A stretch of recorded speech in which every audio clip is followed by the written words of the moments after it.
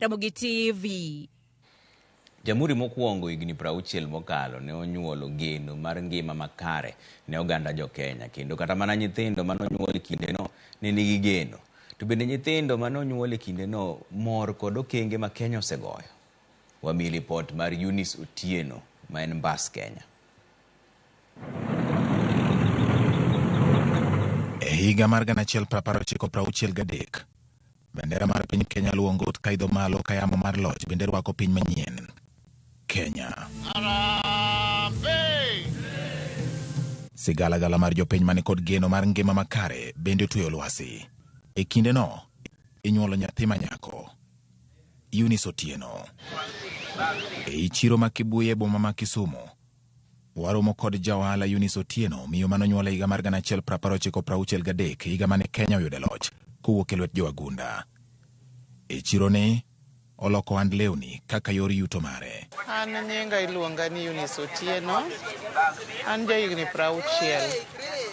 Koro amor ni an Mbas Kenya at independence. Amor kabisa. Kata obedo ni sani osekwano higni 60, okoni dongruok mar piny pok omiye geno, kendo ni oonge kod nyadhi e kindeni ma Kenya dhialo higni 60 mar loch, kaluwore kod pek mar ngima ma okoni ahinya to kwako nengo mag mwandu ma pacho ka. Kane wadongo, ngima ne yot, inyalo nyiewo mo nengo mayot, mor tedo, inyalo nyiewo sabun nengo mayot. Sani eri mor tedo ok inyal yudo matin ne siling 50. Sani eri gimoro amora en pesa, obed pi en pesa. Chon pi ne kata ne wachulo to wachulo mayot. Udi kata ne chulo, jok manodak e town to chulo mayot. Oluwo ni kata mano omena nyatindo sani nengo ne oidho, ka yuto mar jopiny to pod othirno. Omena kata ne in gi siling 10 tichamo omena.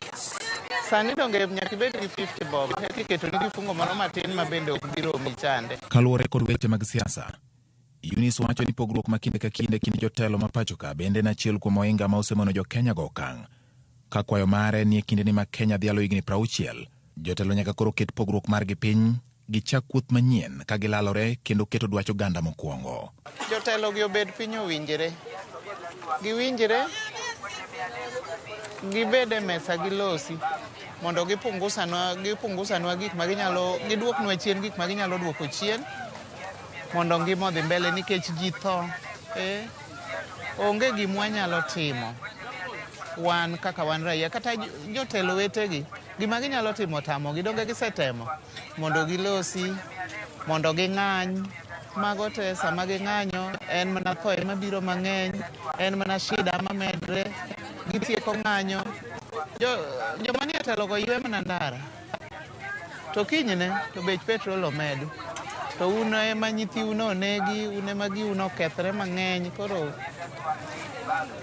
ngima tek.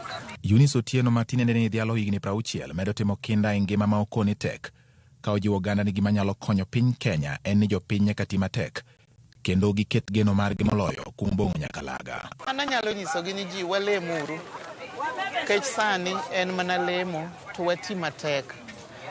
Wabiro tiyo matek ndiyo, to pesa to tin, but watema mwanyalo yudo matin no eri, to wayud matin. Wati mana matek to gilemo, wadhi ure chongwa, lame manyalo konyo gini sani. Kata obedo ni Eunice home kaluwore kod kaka ngima chalo sani, onyiso geno ni jotelo masani kod mabiro biro yweyo wigi kendo tiyo kod lek mane omiyo kwere jokedo ne loch mar piny Kenya, kendo neno ni oganda oyudo fungruok gi ngima makare. George Bati, Ramogi TV. Ayie gi Eunice kabisa. Lemo no kende